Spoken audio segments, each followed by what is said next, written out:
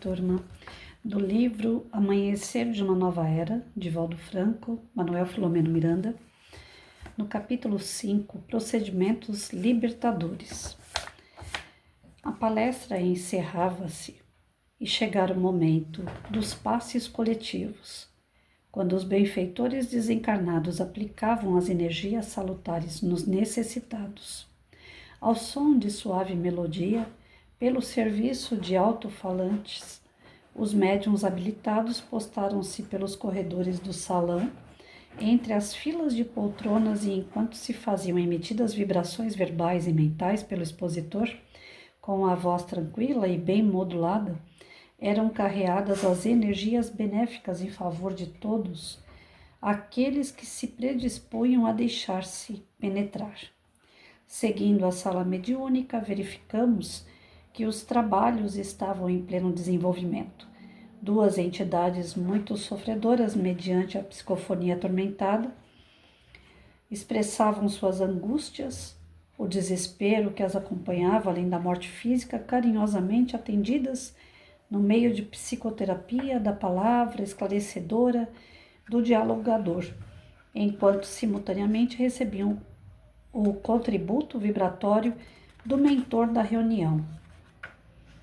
Os dois médiuns disciplinados externavam os padecimentos dos comunicantes sem alarde, nem qualquer nota de escândalo, permitindo que o socorro lhes chegasse de maneira eficaz. Podemos observar que, enquanto os psicoterapeutas de desencarnados, com o pensamento fixado em Jesus, dirigiam a palavra fraternal de recepção, exteriorizavam em ondas contínuas vibrações em tonalidade azul prateada que alcançavam os comunicantes, balsamizando-lhes as feridas morais. Não poderiam explicar a sensação de reconforto momentâneo que os tomava, porque, fixados nas lembranças perturbadoras e nos efeitos das ações nefastas da existência passada, retidas no perispírito, rebocavam nos tormentos, expondo-os sem a necessária lucidez para escutar as orientações. Nesse caso, com paciência significativa, cada dialogador resolveu utilizar-se da bioenergia, que o libertava da pesada carga de aflições, no que era auxiliado pelos cooperadores espirituais, facultando que fossem diminuídas as angústias dos visitantes para posterior atendimento verbal.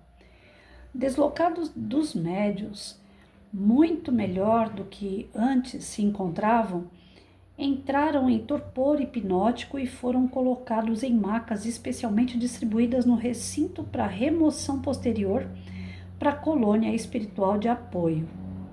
O benfeitor Hermano dirigia a reunião constituída por 20 companheiros encarnados, entre os quais 3 médiuns psicofônicos e 2 psicográficos, 3 dialogadores, 2 passistas e cooperadores mentais que contribuíam com a parte dos fluidos necessários ao êxito do cometimento. Antes da reunião, Dr. Bezerra solicitara ao mentor dos trabalhos a devida permissão para o atendimento ao inimigo espiritual da jovem atormentada, que se encontrava na sala contínua de passes. Desse modo, trazido à comunicação, foi utilizada a médium Celestina, viúva e genitora de 2 filhos, que educara com as claridades do espiritismo e que faziam parte da sociedade como auxiliares, havendo granjeado o respeito e afeto dos mentores, em razão da sua dedicação ímpar ao trabalho do bem, assim como a educação da mediunidade de que era portadora. Aproximando o vingador, inclemente do perispírito da médium, logo cedeu a imantação com a sensitiva que estremeceu levemente, e notamos que algumas das glândulas endócrinas, especialmente a epífise, apresentou peculiar luminosidade que se estendeu à pituitária, a tiroide, descendo ao centro genésico, antes passando pelo plexo cardíaco, num sistema circulatório especial.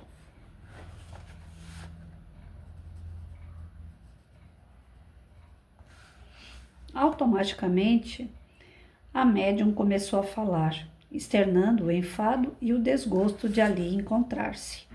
Tratava-se da comunicação do indigitado espiritual.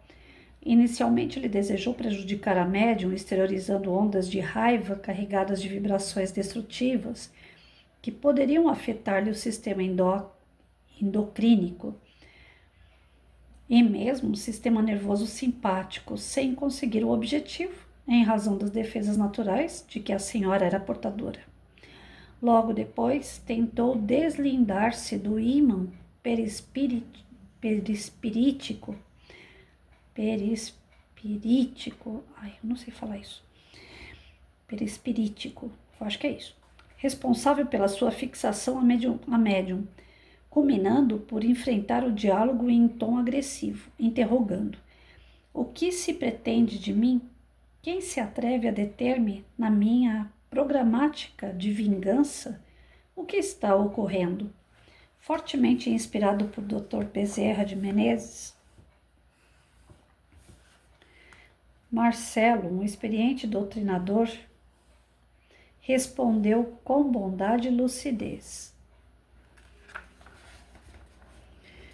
pretendemos um contato com o amigo, a fim de estudarmos o seu problema e as razões do seu sofrimento, agora transformado em rude perseguição a quem certamente o prejudicou.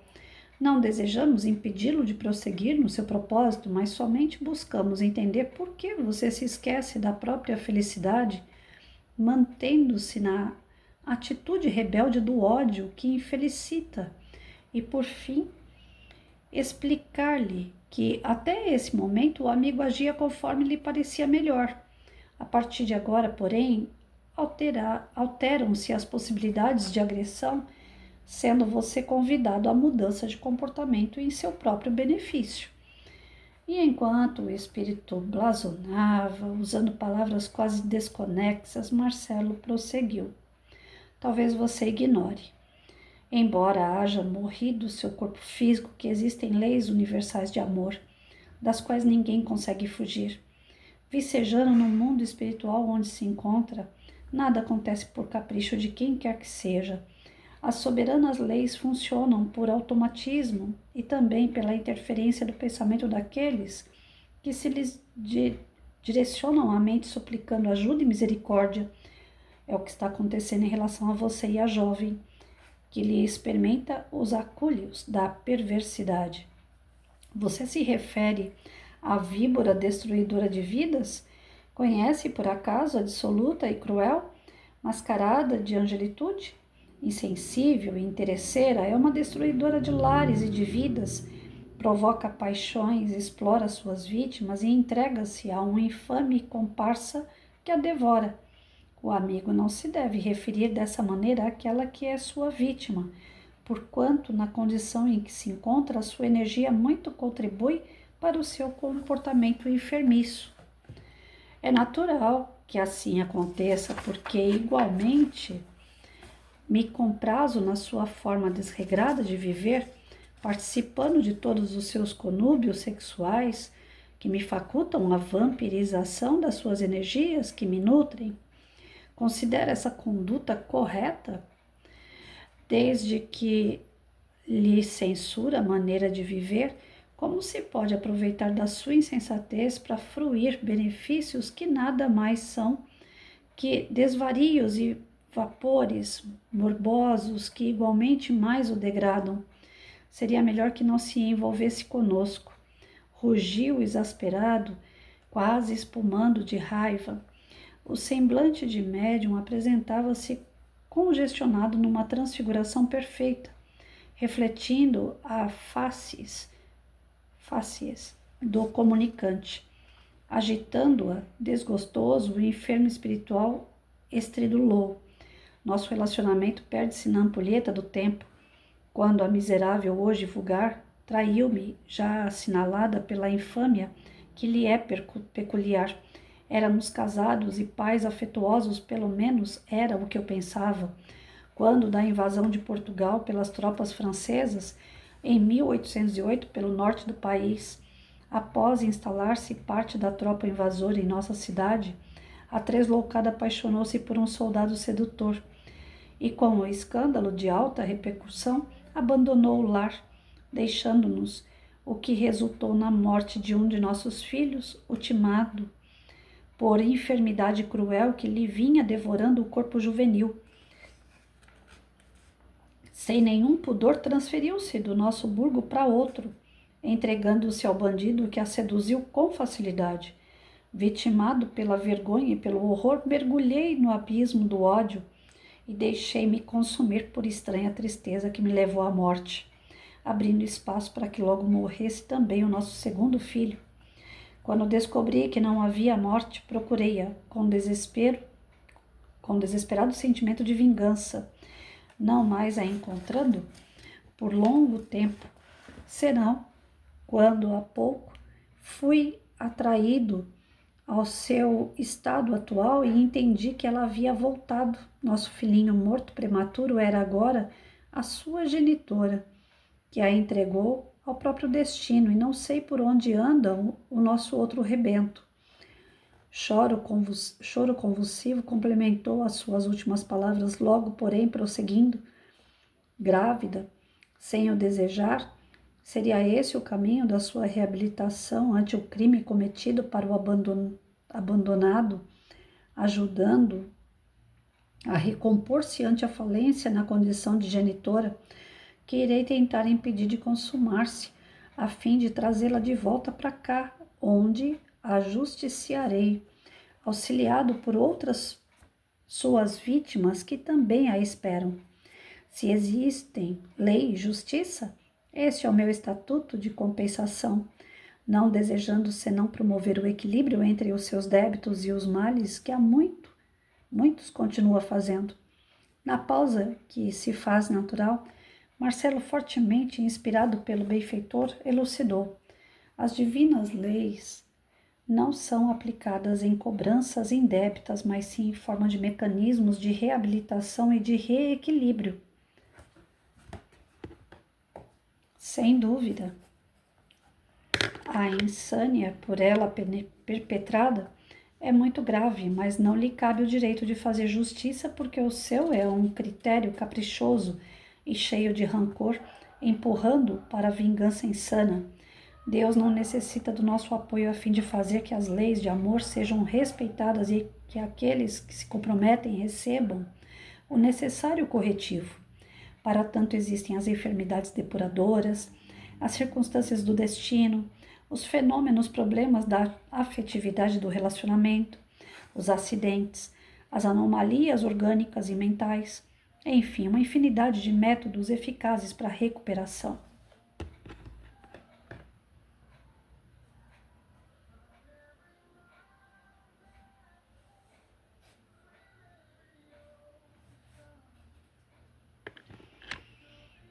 Enquanto que, ao ser aplicada a sevícia pela vingança, aquele que a perpetra cai no abismo dos crimes hediondos, por desconhecer a justa medida para a correção do equivocado. Não lhe cabe, portanto, o direito de esforço, por mais se justifique a condição de vítima, mas eu odeio-a e hei de vingar-me.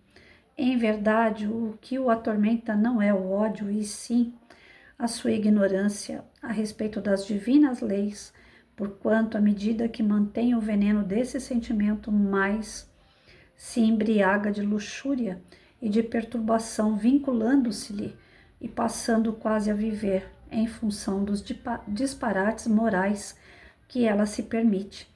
Encontra-se você na situação do explorador dominado pelo desejo do gozo ignóbil, passando a depender do comportamento doentio da sua vítima. Já é chegado o momento de mudar o foco da sua aspiração para o encontro com a felicidade. Afinal, todo esse período passado fez-se caracterizar pelo seu sofrimento que pareceu não ter fim. Ai, o momento da sua libertação, das amarras constritoras das paixões iditosas.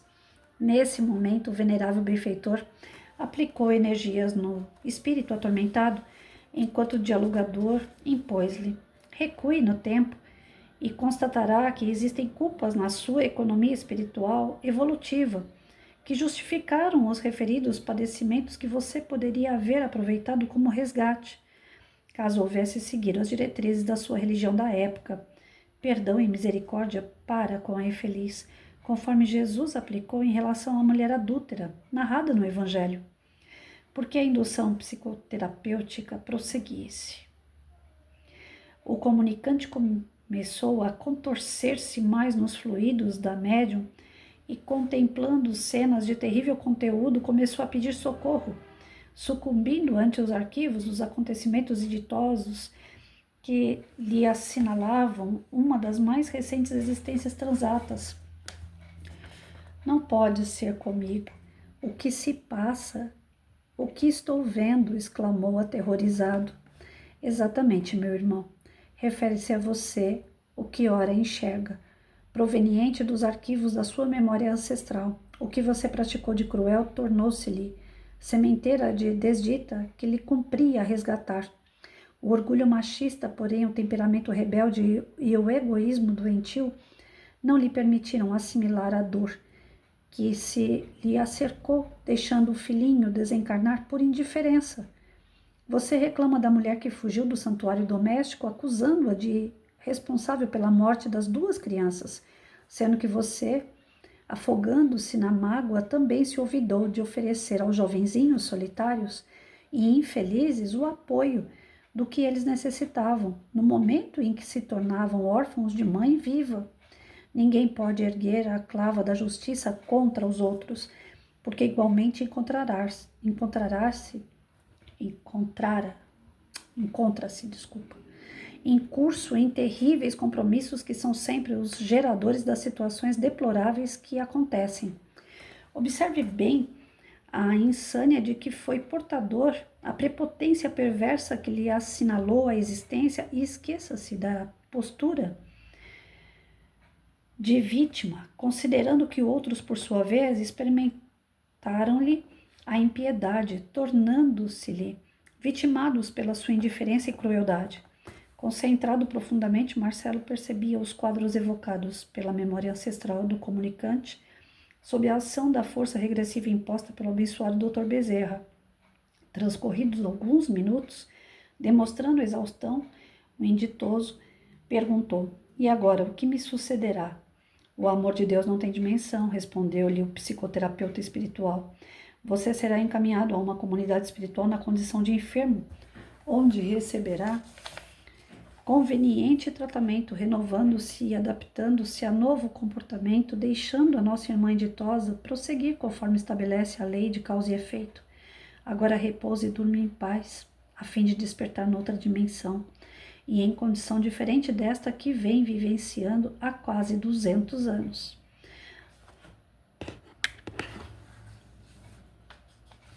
Aplicando energias calmantes na médium que alcançavam o espírito, vimos-lo adormecer profundamente, sendo desligado e conduzido em maca ao lugar próprio para posterior remoção. Dona Celestina recobrou a lucidez aureolada por vibrações de harmonia, desfrutando de excelente equilíbrio psíquico e emocional. O benfeitor exultante com a primeira fase da atividade socorrista convidou-nos a seguir a sala onde, naquele momento, a jovem buscava o expositor para pedir-lhe orientação. Havia um expressivo número de pacientes que esperavam com tranquilidade a sua vez, sendo chamados em ordem, no momento próprio por um cooperador que se utilizava de uma lista adrede elaborada. A visitante sentia-se emocionalmente dominada por um estranho bem-estar que não experimentava desde há muito tempo.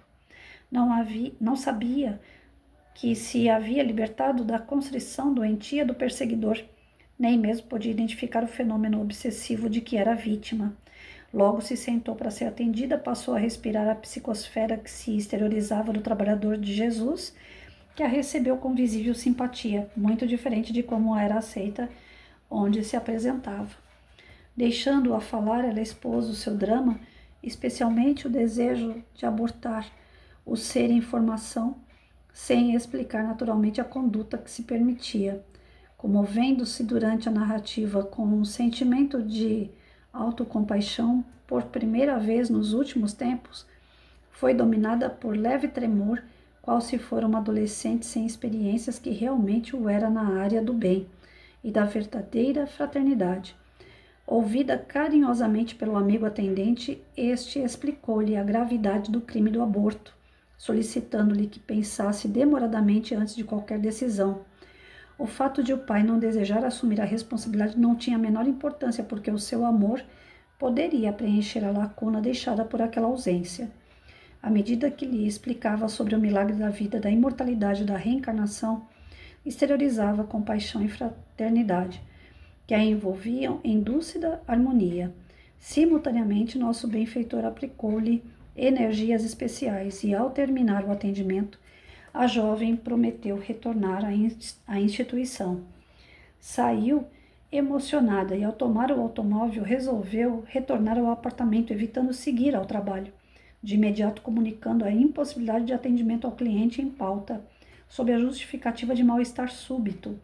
Acompanhando-lhe a decisão feliz, o nobre mentor explicou-nos que logo mais ela seria trazida de volta à instituição em desdobramento parcial pelo sono. Então, assim, nesse capítulo inteiro, aquela moça que apareceu no centro, que tem um histórico de promiscuidade, né, de desregra, desvio sexual aí, porque a mãe dela já na encarnação tinha falhado na educação dela, né, colocando ela para ser modelo, e dali em diante ela seguiu não só a carreira de modelo, mas também de prostituição. E essa mãe dela, segundo o relato aqui nesse capítulo, o cara que perseguia ela, que era o perseguidor, foi marido dela numa outra encarnação, há mais de 200 anos. E ela abandonou o lar porque ela se apaixonou por um soldado, que na época o país vivia em guerra. E ela abandonou a casa com o marido e os 2 filhos. O marido, pela solidão, pela tristeza do abandono, acabou deixando os 2 filhos também sofrerem sem dar as devidas atenções aos filhos. E os filhos morreram, e sendo que esse acusador, esse marido, diz que a culpa era dela, que os filhos tinham sido, né, passado pelo sofrimento e a morte, e sendo que ele estava ali. Então ele deveria ter evitado que essas crianças passassem por dor, sofrimento e principalmente pela morte. Mas ele atribuía tudo a ela. E pelo que eu entendi aqui, um dos filhos veio como mãe dela, que é essa que desregrou ela, ainda por um sentimento de ódio, de ter sido abandonado, né? Olha como essas coisas assim são dá um nó na cabeça da gente, né? Se não fosse a bendita reencarnação, gente, o que seria de nós? Porque é muito simples a gente pegar e falar assim, olha, a gente nasce, cresce e morre, né? Acabou ali. A nossa história começa e termina ali. Mas não é bem assim. O Espiritismo vem desvendar esse término que fica mal resolvido, né? Como é que pode uma pessoa lutar tanto a vida inteira para ter algo, uma casa, por exemplo, aí depois ela morre e deixa aí. Ah, não vai ficar nem para mim nem para ninguém, fica para os filhos, alguém vai dar continuidade à obra que ela iniciou, né? Em Pirapitingui mesmo tem uma colônia de pessoas que têm hanseníase, e ali são casas rotativas. Se constrói, se melhora as casas e cada pessoa que entra faz uma reforminha, uma pintura. Quando falece, vem um outro e fica no lugar. Então, nenhuma obra, seja material ou seja ela a nível moral, ela fica perdida.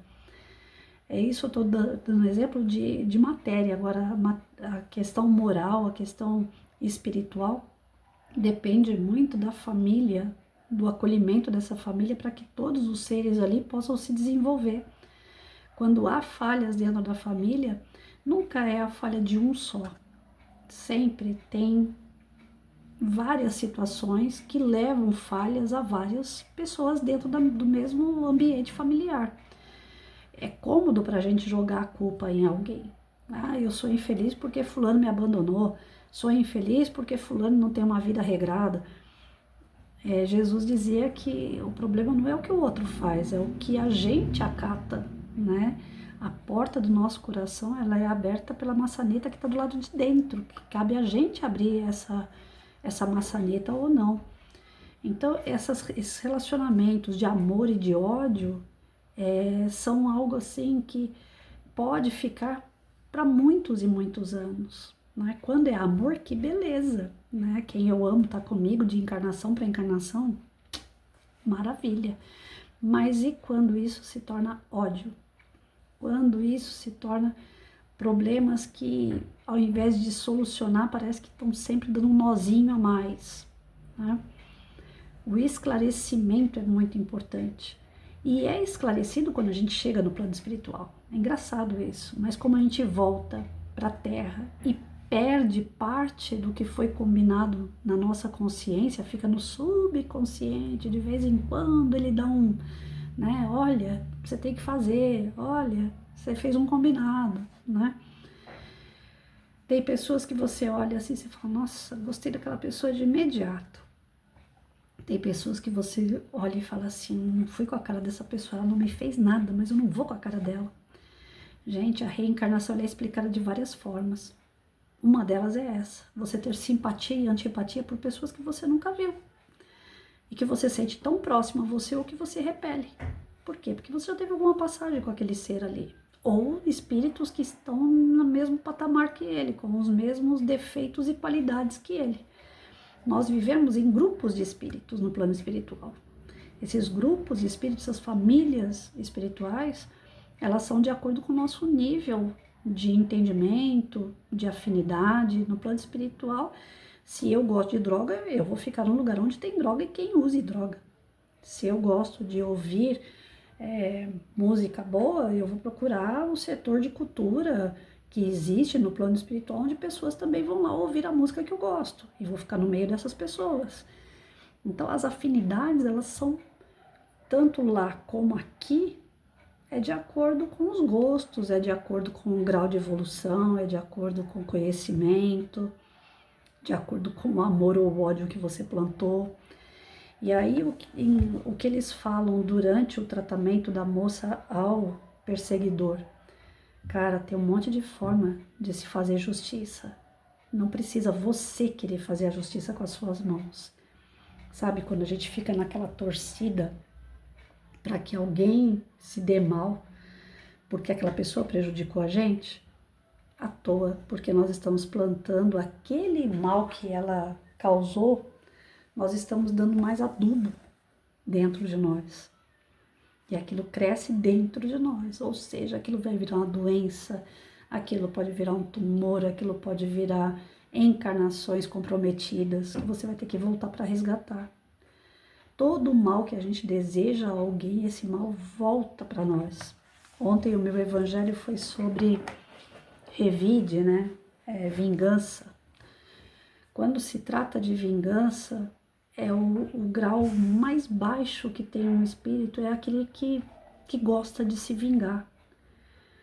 Nós temos vários tipos de grau de entendimento, de evolução espiritual. E quando uma pessoa é vingativa, quando a pessoa fala assim, eu quero mais é que se lasque mesmo, eu quero mais é que ele pague o que ele está fazendo. Quando uma pessoa age e fala dessa forma, ela está deixando claro o quanto ela é ainda bem atrasada moralmente. Dentro do Evangelho segundo o Espiritismo, vocês vão encontrar isso daí. Né? Tá lá os ensinamentos do Cristo dizendo que não é para a gente julgar, porque nós vamos ser julgados conforme a gente julga. Não é para a gente condenar pessoas, porque todo mundo é passível de erro. Ai, Patrícia, mas é muito difícil, né? A gente tá lá assistindo o jornal, o cara vai lá e estupra uma criança de 3 anos de idade, a gente não vai querer que ele se lasque? Quando a gente tem esse desejo, no fundo do coração mesmo, que a pessoa se lasque, nós estamos sendo vingativos. Ainda ontem, conversando com um amigo, eu falei assim, eu posso me sentir uma pessoa um pouquinho melhor, então, porque eu não tô lá no fundo do poço, no fundo da cadeia, né, de evolução espiritual, porque eu não tenho esse desejo de fazer o mal a alguém. Já tive oportunidades de pessoas que me fizeram mal, eu retrucar, eu revidar na mesma proporção ou até mais do que a pessoa. E eu falei, não, eu quero só a minha parte para me proteger. Eu só quero me proteger. Se para me proteger eu preciso atacar de certa forma, eu vou atacar, mas não atacar para prejudicar a pessoa. Eu quero apenas uma proteção. Tanto é que foi armado uma série de situações para que eu pudesse prejudicar bem a pessoa, ao ponto dela perder o emprego dela. Falei, não, esse é um dos casos que eu passei. Falei, não, eu não vou fazer isso. Eu não quero que ela perca o emprego. Eu só quero que ela pare de me atormentar. Eu quero trabalhar em paz. Então, para eu trabalhar em paz, ela precisa ficar na dela e eu fico na minha. Só isso que eu quero. E ela vai ter que entender isso através de uma justiça humana, porque não adianta conversar mais, não adianta mais dialogar, chamar lá junto com os dirigentes, tal. Não adianta. O negócio dela vai ter que ser assim, um susto. Eu quero apenas um susto. Que ela entenda que ela tem que ficar no canto dela e eu quero ficar no meu. E assim foi feito. Mas eu acabei não contentando outras pessoas que naquele momento estavam com a faca e o queijo na mão, esperando eu falar assim, não, ela fez coisas assim, assim, assado, que fosse um testemunho para prejudicar aquela pessoa de verdade. E eu não quis, eu não fiz. Então eu não tenho esse ímpeto de, agora é minha vez, agora eu vou dar o troco. Eu não tenho isso. Mas eu fui analisar melhor o meu evangelho depois que eu fui dormir, ainda fico pensando, né, sobre as coisas que eu leio e tal. E aí eu tava pensando, falei, eu não sou aquela pessoa que tem a coragem de fazer. Eu não tenho coragem de fazer o mal, de me vingar porque a pessoa me causou um dano, eu ir lá e fazer. Mas eu ainda tô lá dentro daquele grupinho que fica feliz se a pessoa se estrepa. Ainda que eu não faça, que eu não tenha essa raiva, essa ira a ponto de querer colocar a mão na massa e fazer o mal, por exemplo, de um traficante, de um cara que explora criança, né, um pedófilo. Um cara desse vai na cadeia, eu sei que eles destroem vidas, eu ainda tô naquela turminha que fica na arquibancada, foi preso. Querendo ou não, isso é vingança. Eu não estou fazendo, mas eu estou energizando para que alguém faça, para que o pior ocorra com o outro. Então eu não estou desejando mal para o outro. Para vocês verem como que é tão complexo isso da gente entender e praticar o bem. Todas as leituras do Chico Xavier, todas as leituras do Divaldo, todas as leituras do De Luca, eu leio bastante o De Luca, todas essas obras, eles são feitos, a base deles é faça o bem, pensa no bem, sinta o bem, ninguém perde nada em ser bom, né? E é tão difícil ser bom, gente. Parece ser algo assim, né? Fazer o bem é dar uma esmola, dar uma cesta básica, ajudar uma pessoa que está passando uma necessidade, atravessar uma velhinha na rua, né? Conversar com uma pessoa que está em crise. Isso aí é ajudar, sim. Mas fazer o bem é não fazer o mal, é não desejar o mal, é não querer o mal, é não se comprazer com o mal, é não ficar alegre quando o mal está agindo. Porque se você está desejando que uma pessoa pague na mesma moeda que ela causou um dano, você está desejando o mal, você está agindo com o mal, você está pensando no mal. E isso é algo que de imediato não passou pela minha cabeça. Eu falei assim, uai, se eu não tenho coragem de fazer, então eu não sou uma pessoa ruim. Eu não sou uma pessoa vingativa. Mas no fundo, eu ainda sou. Eu ainda estou dentro desse grupo de espíritos que aplaude quando um estuprador cai dentro da cadeia. Mesmo que depois, olha como é que é contraditório e é tão assim, né, para deixar a gente meio doido, né? É tão contraditório porque a gente no centro espírita, a gente aprende a fazer vibrações no final de cada reunião. E as vibrações geralmente são para hospitais com pessoas doentes, para postos de saúde, para postos de policiais, para as escolas, para presídios. E a gente aprende.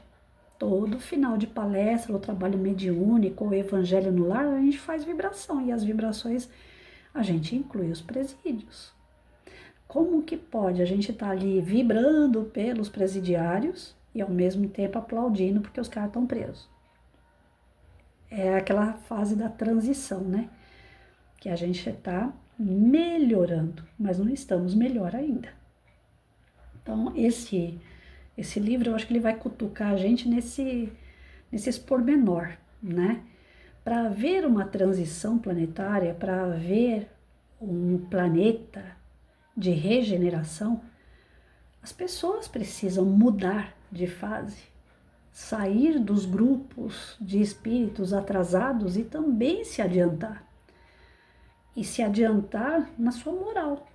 Porque na inteligência, dia a dia eu tenho visto notícias na mídia, na internet, né, na rede social, que a ciência está evoluindo em saltos. A ciência está, agora, o último foi que acharam cura para câncer. Mulherada pode ficar tranquila que câncer no seio não morre mais. Existem tratamentos paliativos com música que fazem com que o câncer some. Para vocês terem uma ideia. Além dos tratamentos espirituais que a gente já está cansado de saber, que muita gente ainda não acredita. Então, assim, nós estamos vivendo um momento de ciência disparada. Mas a moral, os princípios ainda continuam nessa. Se deixar, a gente continua malhando Judas o resto da vida. E o espírito que malha Judas, o que ele é? Vingativo. Se você se comprar de colocar o Judas pendurado lá num poste, descer o cacete nele, o que você é? Vingativo. E sendo que o próprio Jesus, naqueles 3 dias, né, segundo o Evangelho, nos 3 dias que Jesus ficou fora, que ele foi colocado na cruz na sexta e apareceu no domingo, não é isso? Então, naqueles dias que ele ficou fora, o espírito dele foi procurar Judas lá no umbral, porque o Judas se matou. E Jesus foi socorrer Judas, que foi o cara que entregou ele para a morte.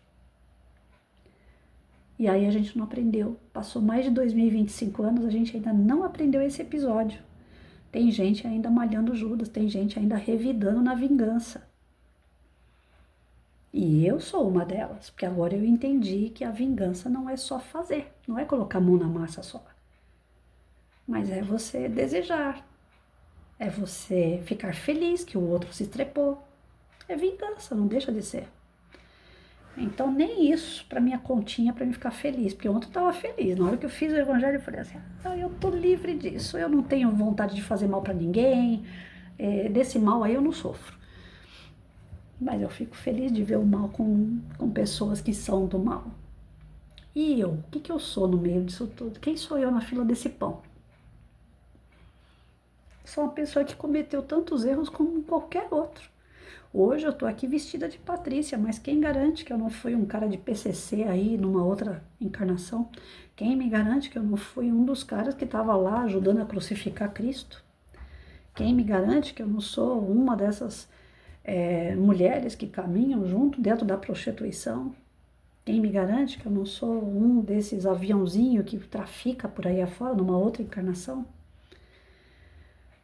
Então, nós não sabemos quais são os papéis exatos que nós fizemos no passado. Como é que nós vamos julgar os que estão hoje fazendo determinados papéis que vão causar sofrimentos para eles, né? Os políticos corruptos, por exemplo. A gente leu a respeito disso. Enquanto houver políticos que não pensam no povo de verdade, eles estão arrumando problema para muitos e muitas encarnações, não é uma ou duas, não. Porque aqui nós estamos falando de um cara que foi traído pela mulher e ficou 200 anos atrás dela. Agora pensa um político que traiu uma nação. Um cara que foi traído causou todo esse dano aí. Agora imagina uma nação inteira traída. Nem todos dessa nação inteira traída vão ter o discernimento de falar assim, ele vai se ferrar por si próprio. Vamos até orar porque ele vai sofrer muito. Muitos poucos vão pensar assim. A maioria vão perseguir esses políticos. A maioria está descontente. A maioria sofre hoje na mão deles. e vão acabar repassando isso na forma de várias encarnações, de várias situações. Essas pessoas não vão sair impunes. Então a gente não precisa desejar. Tem hora que eu fico aqui, tomara que fulano vá preso, tomara que fulano pague pelo que ele está fazendo. Olha a vingança aí. Olha o desejo de querer o mal. Não é o desejo de querer o bem. Isso não é fazer o bem. Então essa lição que nós temos de, para ser um espírito melhor, nós temos que fazer o bem, pensar no bem, sentir o bem, é para tudo. É para tudo. E é difícil. Não é uma liçãozinha fácil, não.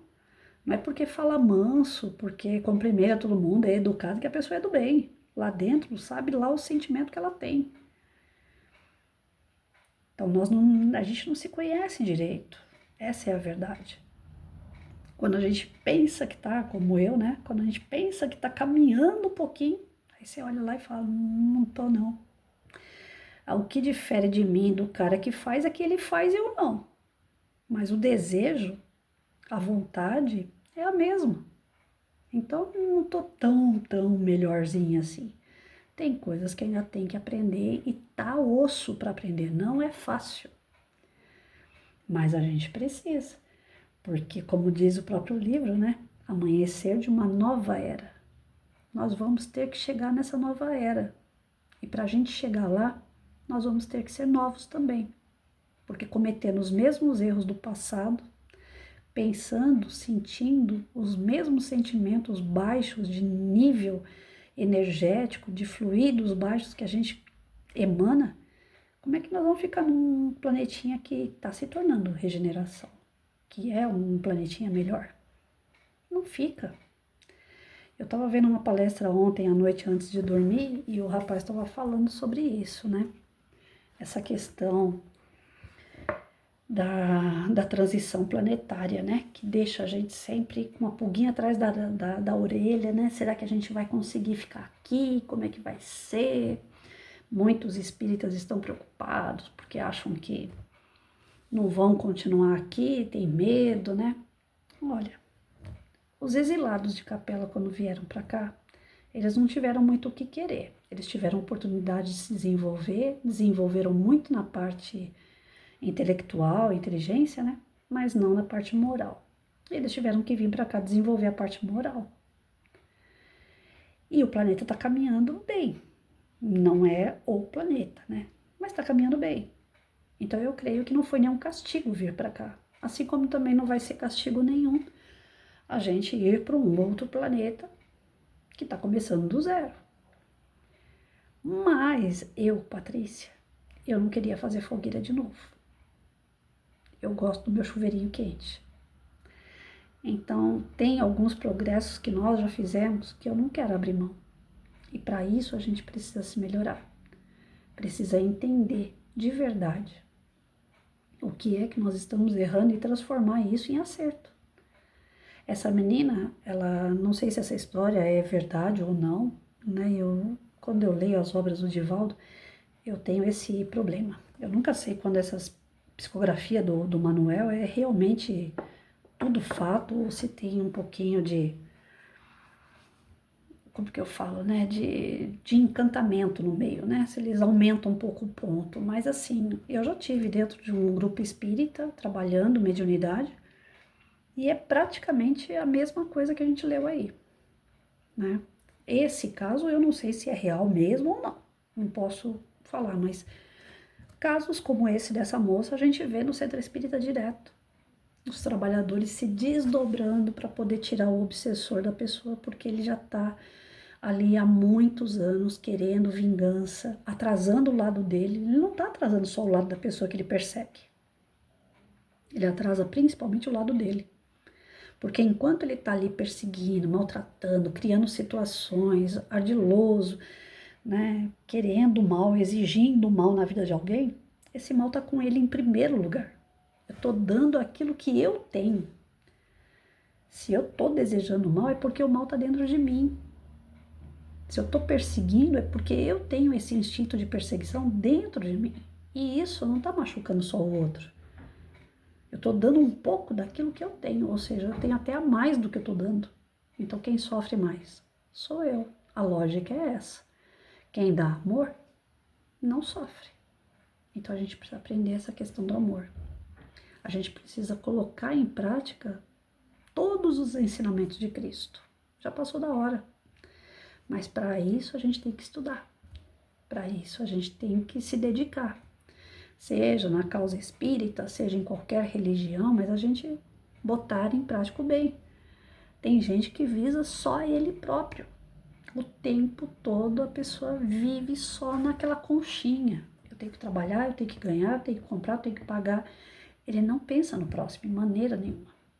Esses dias atrás eu estava aqui pensando com meus botões. Eu falei, eu tô muito presa na internet. Eu fiz os canais da internet, as pessoas acompanham, muitas das pessoas assistem os vídeos que dão quase 1 hora, assim como os vídeos que tem 5 minutos.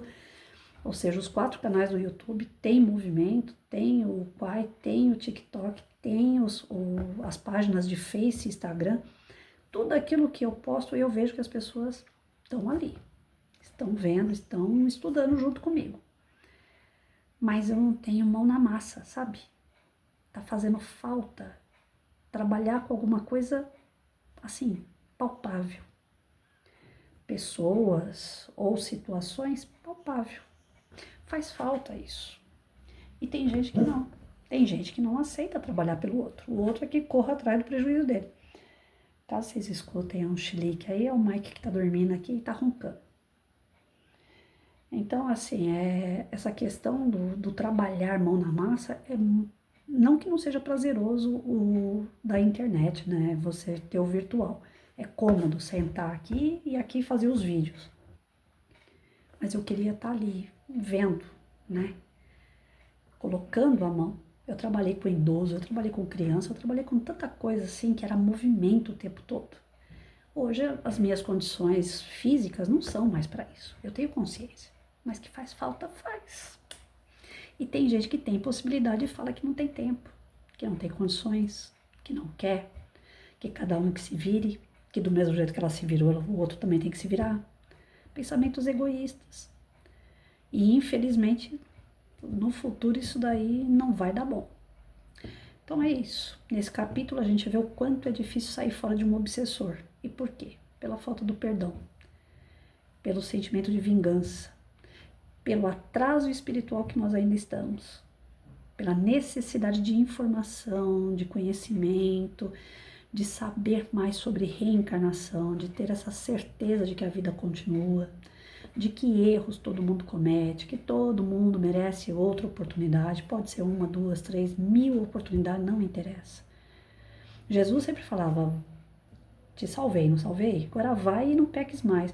Você acha que quem Jesus falou vai e não peques mais, ele parou de pecar? Claro que não. Continua pecando. E você acha que Jesus deixou aquela pessoa desamparada por conta disso? De maneira nenhuma. Então quem somos nós? Jesus, o Espírito perfeito, que veio, sacrificou a vida física dele para mostrar pra gente o que é amor, o que é perdão. Ele continua perdoando até hoje, porque que a gente, que é tão cheio de erro, não pode perdoar ninguém. Não é isso. O tratamento na casa espírita é um tratamento sério. Mas os estudos sempre vão apontar o seguinte: a casa espírita trabalha em prol da assistência da pessoa que vai lá obsediada. Tem a questão, inclusive, né, de cesta básica, se houver uma necessidade e tal. A casa espírita ajuda muita coisa. Os médiuns, a espiritualidade, ajuda pra caramba. Mas quem tem que fazer a lição de casa somos cada um de nós, né? Se a gente não fizer a nossa lição de casa, não passa de ano, gente.